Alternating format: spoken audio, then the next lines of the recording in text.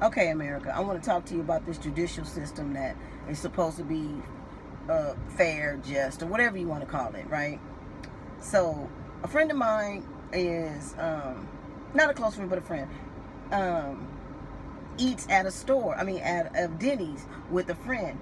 And his friend, they have a conversation, and he said he's going to pay for lunch, pay for breakfast, and he decides not to pay for it for whatever reason. He runs and whatever. He eats and dashes and leaves one guy standing there holding the bag for the meal. I don't know if it's for both meal or for one, but we're just going to say for his meal, because his meal was $6.50. So the waitress calls the police. The police comes out. Instead of the police and the waitress digging in their pocket and giving $3.50, because he only had a little grand slam, that's $6 and some change, might be $8.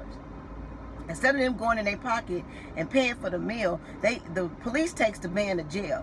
He goes to jail, does 45 days for $6. Does 45 days for the $6. The judge tells him, if you take a strike, I'll let you out. If you don't take the strike, because he's being charged with burglary for $6 for eating at a counter in Denny's. If you don't take the strike and get out in 45 days, I'm going to give you 6 months for $6. So, of course, the person is a mental person. They want to get out. So they say, yeah, they take it. But they end up having a mental breakdown because they don't get out right away. They still end up having a mental breakdown and going to patent for 6 months. So now they do 6 months in jail, which they shouldn't have took the deal. They should have said no and just did the 6 months, right? So they get out. Now they're on probation. Now keep in mind, this is a mental health patient. So they're doing good. They're riding on the bus, and a man throws a soda can at the bus driver. So because they're a mental health patient, they want to help. They have empathy, whatever they got, right? They decide to go after the person who throws the soda can, and they ask the man on the bus, "Hey, let me use your bike to go after the man who threw the soda can." And the guy is like, "No, you can't. I don't want you to go after. Don't take my bike." He was like, "Well, can you go after him?" And the man says, "No, he don't want to go after." So that was a verbal altercation, right? Not a physical, verbal altercation. So now police comes because the bus driver called the police. The police come and take the man who asked for the bike to go after the man who threw the soda. Not the man, the boy who threw the soda can at the bus driver. He leaves and goes away. He's about 2 blocks away. The police comes because there was an assault on the bus driver from the soda can. The police come and they find the guy who asked for the bike. They take him to jail for burglary, right? They take him to jail for burglary and charge him. No, they don't charge him. They take him to jail for burglary. They don't charge him. They give him mental health diversion.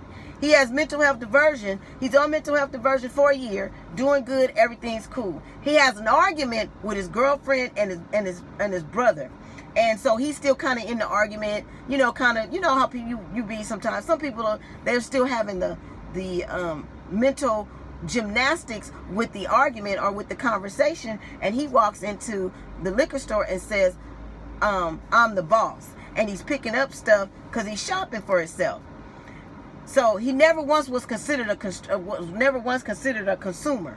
He picks up, gets the food. He has $116 in his pocket. He only has $23 worth of stuff in his pocket.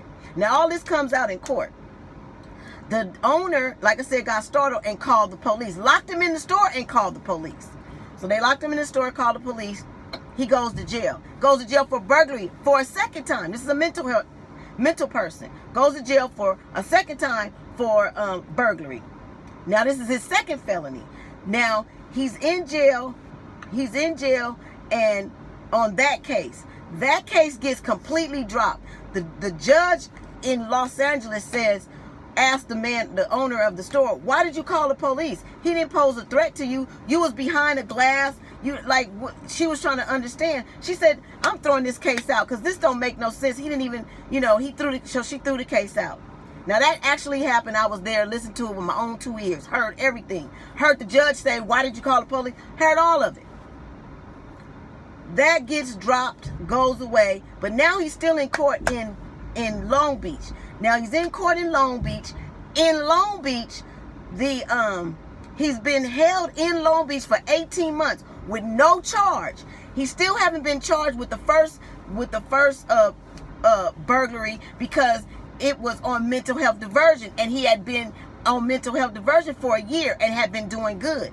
He was reporting to his probation officer, doing everything that he was supposed to do. The program said they would allow him to come back.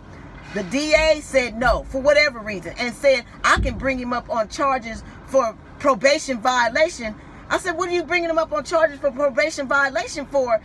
That case was dropped. I can bring for conduct. What conduct? First of all, the police should have never been called in the first place because the man didn't pose a threat and didn't do anything. So what conduct are you bringing him up on? I still don't understand that. Still ain't told me that. Still ain't got that.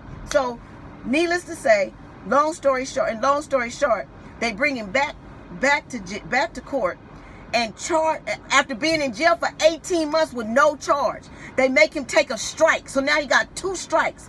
One for $6, one for $6 and one for a bike that he never physically took. He asked the man for the bike and told the man go after the guy who threw the soda can, and goes to jail. Now he has 2 strikes for this. He has 2 strikes, and it's all under public safety. Well, whose safety is really at jeopardy? It ain't nobody else's but his. What public safety? He didn't hurt nobody. He didn't harm nobody. He didn't even take the bike from the premises of where he was. They found him. He didn't have no bike. He wasn't arguing, fighting, none of that. They took him to jail and charged him with burglary. And then they gave him mental health diversion. After the mental health diversion, he was doing fine. He didn't get in no trouble. They pull him back and give him a 2nd strike. Now he's on the streets with 2 strikes, and he ain't done nothing.